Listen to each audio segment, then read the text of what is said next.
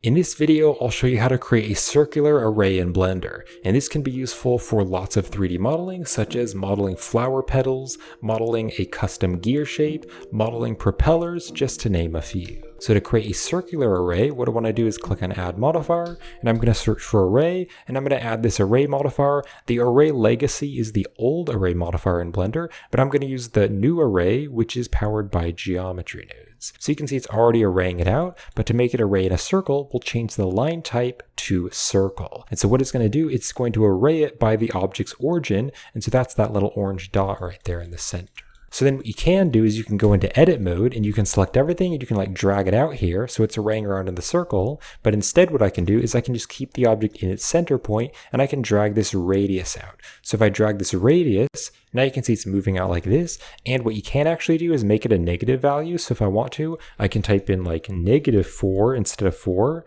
So I'll type in -4 and I can see they're all pointing together instead of pointing away. Now there's two different methods. There's the count method and distance. So if you change it to count, you can actually choose a very specific number. So if you have a very specific number, I could choose like exactly 20. Now there's going to be exactly 20 arrows. Or I can change it to the distance type, and the distance type is going to have a distance value in between each one. So I can just drag it here, and you can see when it reaches a certain distance value, it's going to add another one in the middle there.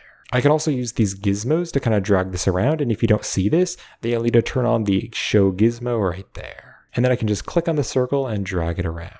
Now what I can also do is I can choose between the x-axis, the y-axis, or the z-axis. Now if for some reason the X, Y, and Z axis just doesn't look correct in your project, it might be because you need to apply the rotation. So for example, if I rotate the arrows by 90 degrees on the x-axis, now you'd think that maybe the z-axis, since the z-axis is up and down, the z-axis would be around in this direction. But in this case, it's not working, and that's because I need to hit Control A, and I need to apply the rotation, and now you can see it's rotating around on the z-axis. You can also choose to have a full circle or an arc. And if you change it to arc, you can either drag the gizmo or you can also change the sweep angle. So I could maybe make it like 180 degrees, which is halfway around. And then of course I can still change the count. But in this example, I'll leave it at 4. Then there's the radius, which we talked about, so you can make it a negative value or a positive value. And then you can also choose to align the rotation or not align the rotation. So if the rotation is aligned, they're going to rotate, and in this case, all the arrows are pointed at the center. But if I don't align the rotation, all of the arrows are going to point at the same exact direction, so even though they're rotated, they're all pointed up. But most of the time, you're probably going to want to keep the align rotation on. Now what's also really cool about this array, which is powered by geometry nodes, is that we have this randomize value.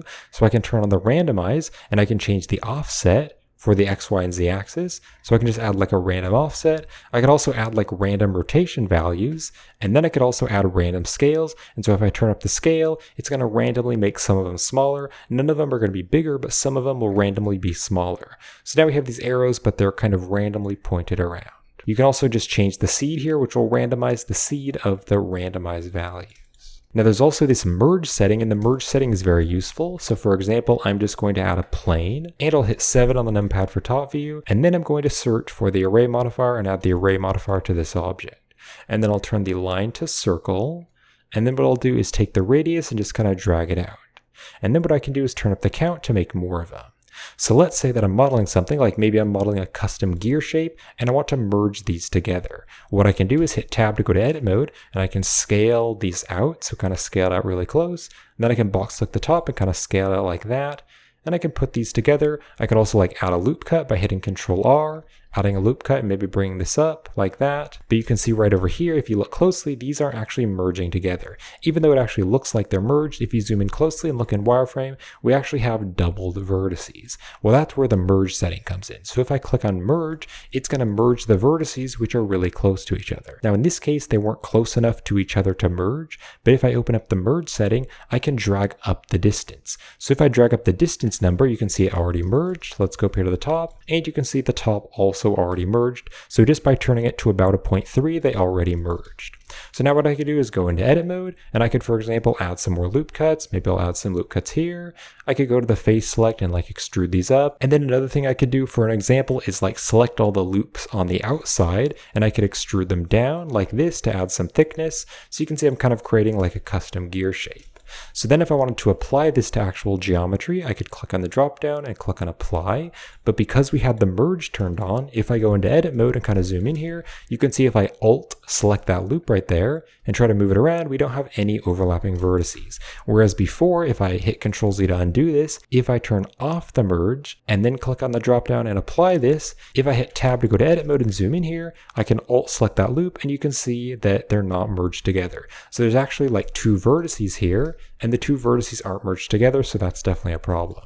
So that's what's so useful about the merge feature when you want to merge the circular array together. Now I also wanted to show you how to create a spiraling array because that's really cool. But for the spiraling array, I actually can't use this array here because this array doesn't have an object offset. So I'm going to delete this array modifier. I'm now going to click on add modifier and I'm going to search for array, but this time I'm going to add the legacy array, which is the old array modifier. So I'll just add this modifier. And then what I want to do to make it spin is I want to turn on the object offset. Now what I need to do is add some sort of object. So I'm going to go to the add menu and I'm going to go to empty and just add a plain axis empty because the empty objects won't show up in the render. So I'm just going to stick the empty right here. So what I'm now going to do is click on the object again, and I'll go to the object offset and I'll click on the eyedropper and then select the empty. And then what I should also do is turn up the count here. So I'll make the count really big, just to a really big number. And now depending on the scale of the object, every object is also going to be scaled. So because I scaled this empty up just a little bit, every single arrow is going to be scaled up slightly bigger.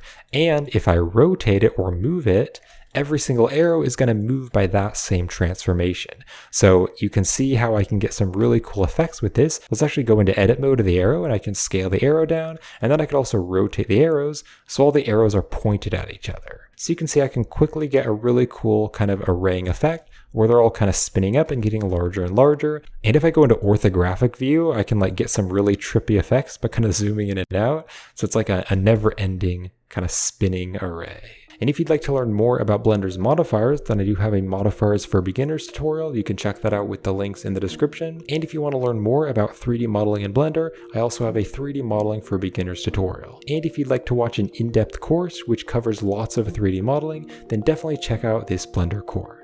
In this Blender course, I will teach you photorealistic interior creation in Blender. So throughout this tutorial series, I'll show you the entire process of creating this realistic kitchen interior scene. So what will you learn in this course? You'll learn how to model to the real life world scale, how to block out interior scenes, you'll learn interior modeling like windows, cabinets, and countertops, you'll learn how to set up texture maps and edit the UV maps. You'll learn how to create basic procedural materials like brick, plastic, and metal, how to add surface imperfections to objects to add realism, how to add decals to objects within the materials, using multiple UV maps to place textures, decals, and surface imperfections. You'll learn furniture modeling like bar stools, an oven, a fridge, a microwave, and more. You'll learn object and prop modeling like mugs, plates, vases, switches, and more. And we'll be going over some compositing effects to add more realism to your render. And you can find the links to the course in the video description.